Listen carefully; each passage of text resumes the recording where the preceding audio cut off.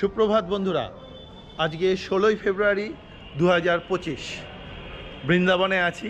আপনারা জানেন আগের পর্বেও আপনাদেরকে মথুরা দর্শন করিয়েছি। আজকে আমি ঘুরব বৃন্দাবন। হ্যাঁ, তবে বৃন্দাবনকে আমি দুটো ভাগে ভাগ করেছি। একটা হচ্ছে পুরনো বৃন্দাবন আর একটা হচ্ছে নবনির্মিত বৃন্দাবন। আজকে ঘুরবো হচ্ছে সেই পুরনো বৃন্দাবন। তাহলে চলুন যাওয়া যাক। আমি বৃন্দাবনের ভারত সেবাশ্রম সংঘ থেকে মথুরা বৃন্দাবন সহ ভগবান শ্রীকৃষ্ণের স্মৃতি বিজড়িত সমস্ত স্থানগুলো দর্শন করব। আমি গুরু মহারাজকে প্রণাম জানিয়ে বেরিয়ে পড়লাম। আশ্রমের সামনের রাস্তা ধরে হাঁটা শুরু করলাম যমুনার দিকে। এই পুরনো বৃন্দাবন কিন্তু পায়ে হেঁটেই ঘোরা ভালো, কারণ রাস্তায় প্রচুর জ্যাম হবে। আমি প্রথমবারে কিন্তু যাব পুরনো গোবিন্দজির মন্দির। এটা বহু প্রাচীন মন্দির। চলুন।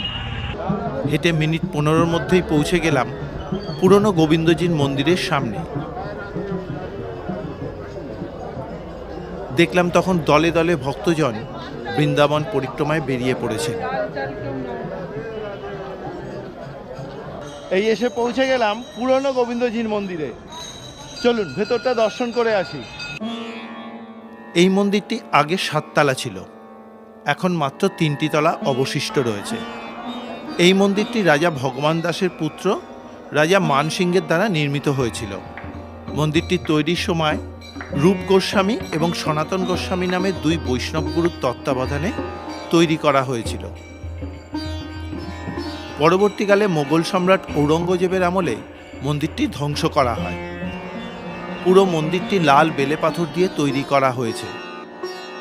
মন্দিরে হিন্দু, জয়পুরি, মুঘল, গ্রিক এবং গোথিক শিল্পের স্থাপত্যশৈলী চোখে পড়ে।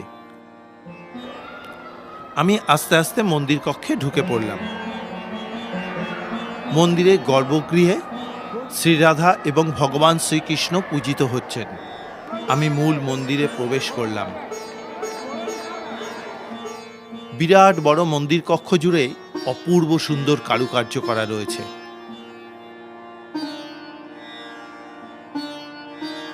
দীর্ঘ এত বছর পরেও এই মন্দির দেখলে বোঝা যায় প্রাচীন ভারতবর্ষ সব দিক দিয়ে কতটা উন্নত ছিল।